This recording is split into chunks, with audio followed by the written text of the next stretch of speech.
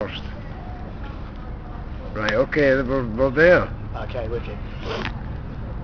So, one of the things that I'd like to talk about is the fact that this is a deeper and wider issue than cuts and the destruction of the welfare state as we know it, because what is happening now is so much more wider than what people think it is. And yesterday we saw 250,000 peaceful protesters in the park that is just behind me. We're sitting at now, and they were peaceful, but they were here over cuts.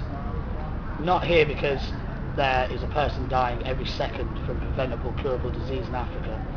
Not because people are getting fumigated out of their homelands in Colombia because of the war on drugs, which is actually a war on indigenous people of South America.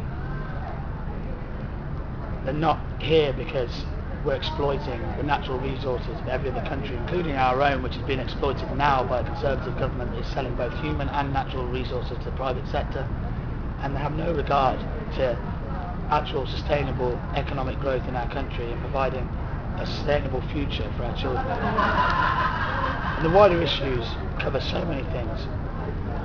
One of them, decriminalisation of drugs. It's a difficult issue. We've lived in a society whereby they've been prohibited for so long, but the consequence of the prohibition is devastating. The fact that drugs are illegal, in my eyes, is the reason for lots of the psychosis. The fact that they are illegal creates a lot of paranoia. I mean, why wouldn't you be paranoid if everything that you did on a daily or weekly basis is illegal and you are a criminal for, having fun with your mates sitting down in a very innocent exercise? There are some people who have a predisposition to schizophrenia, but they can be tested, they can have a gene test and they can find that out tomorrow. So why can we not live in a society where we know whether we are susceptible to these things or not, and therefore choose to do them safely? Alcohol is a burden on our NHS. It weakened on the weekend when boozed up crazies fill the A&E ward, when they raid town and make it look like we're just booze driven hooligans, when on the sideline there's amazing subculture community that yes does revolve around drugs, but it also revolves around massive creativity that you couldn't quite possibly imagine. And the sharing and the generosity and the type of people that I've met through the drug subculture, for which my entire life I was told that they were scumbags. I was told that I had to stay away from them and that they were bad people. And very soon I realised that this was a lie. In fact, most of the people around the culture, yeah, of course you have some drugs where there's territory, there's serious organised crime, but then for other drugs, especially party drugs, MDMA, cannabis, mostly party people, from the bottom to the top up, genuine guys that like and enjoy having experiences with like-minded people.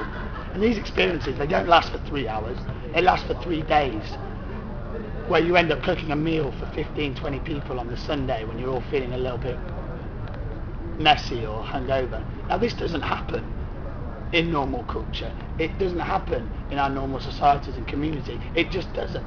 So how is it then that these criminals are actually, in my mind, and if you were to actually engage and socialise with us, we're the most normal of people, and yet by society we're seen as quarks, as weirdos, as fiends and addicts, and yet that's not true at all. We're free individuals that have creative minds, and we question the system, and we've decided to leave our own lives free of the influence of the state, and it's better, and we are better people for it.